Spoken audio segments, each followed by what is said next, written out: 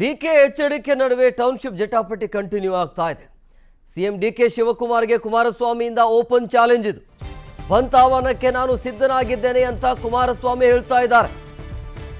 ರೈತರ ಸಮ್ಮುಖದಲ್ಲೇ ಬೈರಮಂಗಲಕ್ಕೆ ಹೋಗೋಣ ಅಂತ ಡಿಕೆ ಶಿವಕುಮಾರ್ಗೆ ನೇರವಾಗಿ ಎಚ್ಚರಿಕೆ ಮತ್ತೆ ಬಂತಾವನ. ಸೊ ದಾಖಲೆ ಹಿಡಿದು ಸರ್ಕಾರಕ್ಕೆ ಈ ರೀತಿಯಾಗಿ ಟಕ್ಕರ್ ಕೊಡ್ತಾ ಇದ್ದಾರೆ ಕುಮಾರಸ್ವಾಮಿ ಅವರು. ಸೊ ಈಗ ಮೊನ್ನೆ ಡಿ ಕೆ ಶಿವಕುಮಾರ್ ಏನು ಮಾತನಾಡಿದ್ರಲ್ಲ, ಆ ವಿಚಾರವಾಗಿ ರೈತರು ಪ್ರತಿಭಟನೆ ಮಾಡ್ತಾ ಇಲ್ಲ, ಕಾರ್ಯಕರ್ತರ ಪ್ರತಿಭಟನೆ ಆಗ್ತಾ ಇದೆ ಟೌನ್ಶಿಪ್ ವಿಚಾರವಾಗಿ ಅಂತ ಹೇಳಿದ್ರು.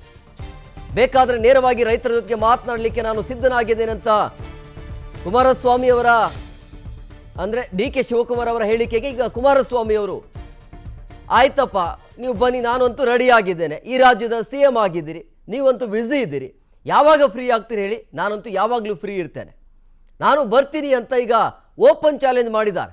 ಬಟ್ ಇದು ಕೇವಲ ರಾಜಕೀಯ ಕೆಸರೇರ ಚಾಟ ಅಂತ ಹೇಳಬಹುದು.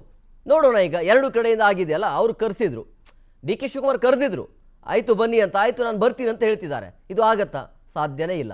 ಸುಮ್ಮನೆ ಹಿಂಗೆ ಮಾಧ್ಯಮದವರ ಮುಂದೆ ಈ ರೀತಿಯ ಮಾತುಗಳು ಚರ್ಚೆಗಳು ಆಗುತ್ತೆ. ಬಟ್ ಇದರ ಮಧ್ಯೆ ಇವರ ರಾಜಕೀಯ ಬೆಳೆ ಬೇಯಿಸ್ಕೋದಕ್ಕೆ ರೈತರು ಇಲ್ಲಿ ಬಲಿ ಆಗ್ತಿದ್ದಾರೆ.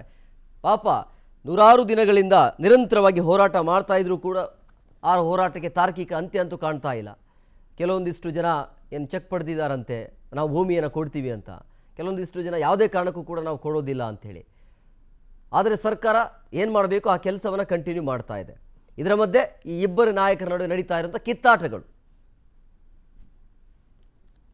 ನೀವು ಅದೆಲ್ಲ ನೋಡಪ್ಪ, ನಾನಂತೂ ಆರಾಮಾಗಿದ್ದೀನಿ. ನಿಮಗೆ ಭಾಳ ಯಾಕಂದರೆ ಸರ್ಕಾರ ನಡೆಸ್ತಾ ಇದ್ದೀರಿ, ಹಲವಾರು ರೀತಿಯಲ್ಲಿ ಇವೆಂಥವು ಟೇಪಿಗೆ ಇಟ್ಟಿಟ್ಟು ಮೆಜರ್ಮೆಂಟ್ ಇಟ್ಟು ಮಧ್ಯರಾತ್ರಿ 12 ಗಂಟೆ ರಾತ್ರಿ 1 ಗಂಟೆ ರಾತ್ರಿವರೆಗೂ ಕೆಲಸದಲ್ಲಿ ಬ್ಯುಸಿ ಇರ್ತೀರಪ್ಪ.